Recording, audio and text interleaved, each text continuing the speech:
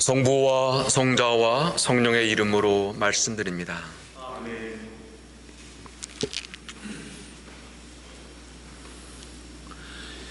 추석 명절을 어떻게 보내셨는지요?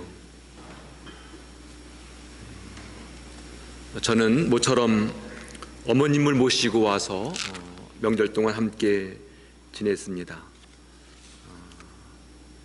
모처럼 아들 역할을 해서 보람 있는 명절이었습니다. 코로나 바이러스로 우리 모두가 함께 온 가족들이 만나지는 못했지만 그래도 주님께서 베푸시는 은총 안에서 보낸 시간이었다고 생각합니다. 대부분의 교회들이 9월 중에 교회의원 선거를 했습니다.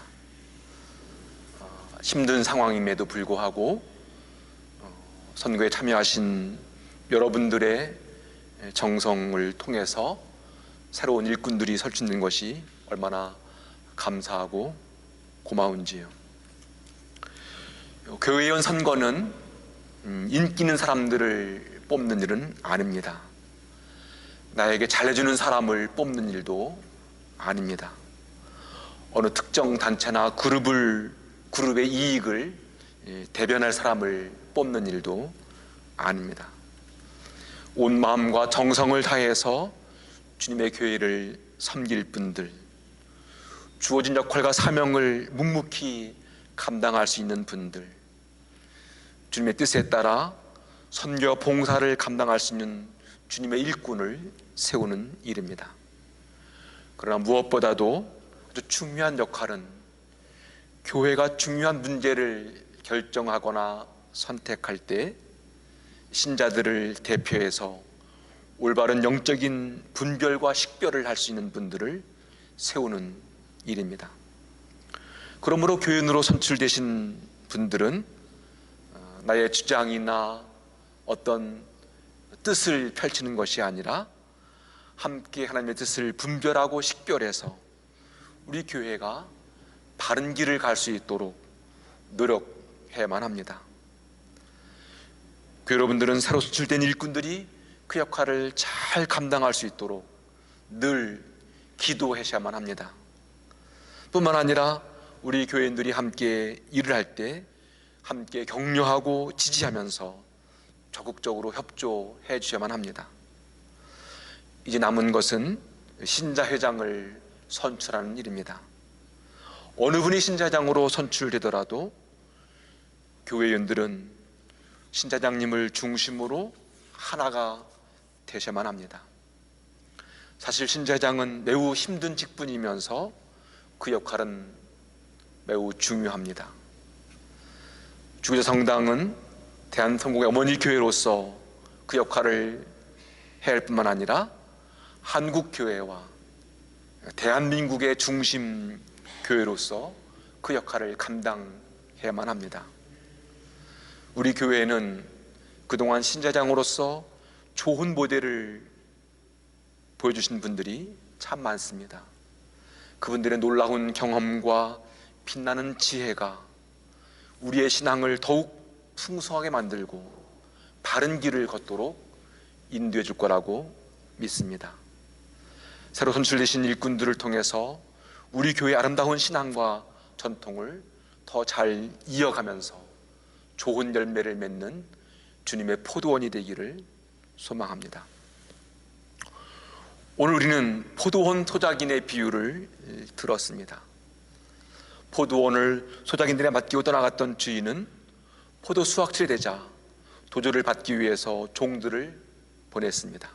그런데 소작인들은 주인의 종들을 때리고 죽이고 돌로 쳐 죽였습니다.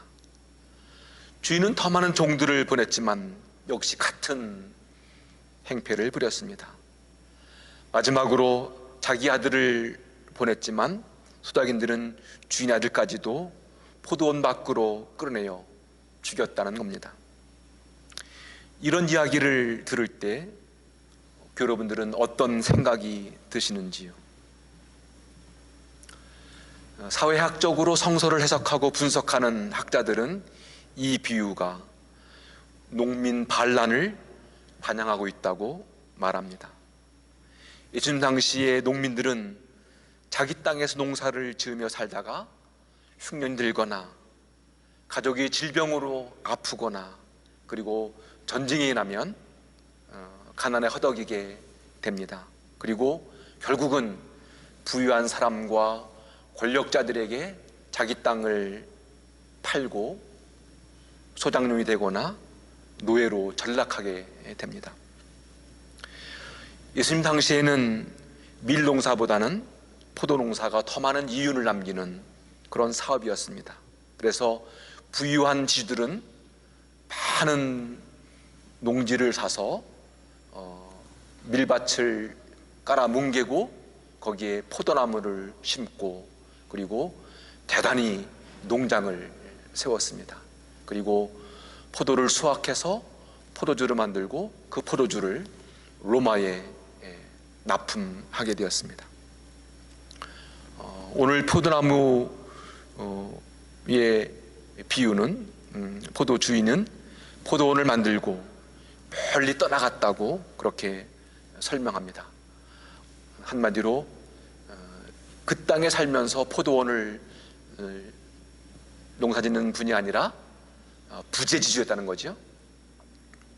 이런 측면에서 사회학자들은 포도원 주인이 너무 많은 도조를 받아왔기 때문에 살 길이 막막했던 농민들이 반란을 일으켰다는 것입니다. 이와 비슷한 이야기가 우리나라 역사에도 있습니다. 1894년 동학혁명이라는데 당시 고부 군수로 부임한 조병갑은 온갖 방법으로 백성들을 괴롭혔습니다. 농민들에게 무고한 죄를 뒤집어 씌워서 2만 냥이 넘는 벌금을 부과했습니다. 자기 부친의 송독비를 쓴다는 명목으로 1,000냥이 넘는 세금을 걷어갔고 가을에는 만세보의 수세비라는 명목으로 쌀 700섬을 걷어갔습니다. 이런 홍포에 살 길이 막막했던 농민들이 드디어 들고 일어난 혁명이 바로 동학혁명이었습니다. 이처럼 사회학자들은 포도원 주인의 행포로 소작인들이 반란을 일으켰다고 주장합니다. 어느 정도 타당한 이야기처럼 보입니다.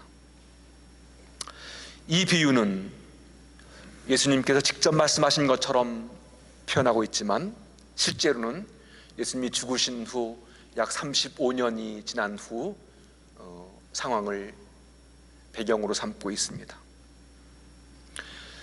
기원후 66년부터 70년 사이에는 유대인들이 로마 제국을 향해서 독립전쟁을 펼쳤습니다. 하지만 전쟁의 결과는 참혹했습니다. 예루살렘은 완전히 폐허 잿더미로 변했습니다. 이런 참혹한 현실을 바라보면서 그리스도인들은 하나님께서 이스라엘을 버렸다고 생각했습니다. 하나님께서 이스라엘을 버리신 이유는 하나님의 포도원 일꾼이었던 그들이 자신의 역할과 사명을 그리고 책임을 다하지 못한 때문이라고 생각했습니다. 그리고 이제는 유대교가 아니라 예수님을 믿고 따르는 이 교회가 새로운 포도원의 일꾼이라고 생각했습니다. 오늘 복음은 바로 이런 초대교회의 상황과 주장을 반영하는 이야기입니다. 소작이는 주인이 맡긴 포도원을 관리하는 사람입니다. 오늘 비유는 소작인들이 마땅히 해야 할 의무와 책임을 다하지 않음을 고발합니다. 오히려 주인 행세를 하는 것을 지적합니다. 그러므로 이 비유는 오늘 포도원의 일꾼으로 포도원의 소장인으로 살아가는 우리들에게 우리들의 신앙생활을 다시 한번 살피도록 요청하고 촉구합니다. 우리들은 하나님의 일꾼, 하나님 나라의 소작인으로 부림받은 사람들입니다. 하나님께서는 대한성공의 서울교구를 당신의 포도원으로 만드시고 그 포도원을 위해서 일하도록 우리를 부르셨습니다. 우리 모두는 하느님의 소작인 청지기들입니다. 오늘 바울로 사도는 하나님의 청지기 일꾼으로 살아가는 사람 내 어떤 삶의 자세와 태도가 어떠했는지를 일깨워줍니다. 바울은 세속적인 측면에서 자랑하거나 내세울 것이 많은 사람이었습니다. 그는 벤야민 지파에 태어났고 난지 8해 만에 할례를 받았습니다. 한마디로 가문이나 혈통으로 볼 때 어느 누구에게도 뒤질 것이 없는 그런 사람이라는 말입니다. 그는 바리새파 사람이었고 하나님 말씀과 율법에 능통한 사람이었습니다. 한마디로 신실한 유대교 신자였다는 말입니다. 그는 유대교 신앙에서 볼 때, 종교적으로 볼 때 매우 열성 있는 신자였습니다. 그는 정말 세속적으로나 종교적으로나 자랑할 것이 많은 사람입니다. 그런데 그는 이렇게 말합니다. 내가 이렇게 세속적으로 자랑스럽게 여기던 모든 것들을 장애물로 여겼노라고. 자신이 그동안 매우 자랑스럽게 여겼던 것들, 내 인생을 살아가는 때 유익한 모든 것들을 장애물 혹은 쓰레기라고 생각합니다. 그리고는 그리스도를 아는 것, 그리스도를 아는 지식이 무엇보다 존귀하다고 말합니다. 그리스도를 안다는 것은 무엇입니까? 이것은 예수 그리스도를 아주 구체적으로 만났다, 그분을 체험했다는 그런 고백입니다. 이론이나 머리로 한 것이 아니라 어떤 내적인 깨달음을 통해서, 구체적인 체험을 통해서 그분을 만났다는 겁니다. 이렇게 그리스도를 알고 그리스도를 만난 후에 세속적이고 세상적인 자랑거리를 장애물로, 쓰레기로 여기게 되었다는 고백입니다. 그리스도를 알고 난 후에 바울로는 이제 새로운 삶의 목표가 생겼습니다. 그것은 바로 그리스도의 능력을 깨닫기를 원한다는 겁니다. 부활의 능력은 무엇입니까? 하나님의 사랑이 죽음보다 강하다는 것입니다. 하나님의 생명을 품고 살아가는 사람들은 죽음도 그 생명을 가둘 수 없다는 것을 알고 그 믿음으로 살아가는 일입니다. 하나님의 정의와 진리가 불의를 이기고 악을 이기고 승리한다는 믿음입니다. 주님은 십자가 죽음을 통해서 부활의 능력이 어떤 모습인지를 보여주셨습니다. 바울은 바로 그 부활의 능력을 알기를 원한다, 그 능력 안에 살기를 소망한다고 말합니다. 바울의 새로운 목표는 그런 부활하신 주님과 함께 새로운 인생길을 달려가는 것을 희망했습니다.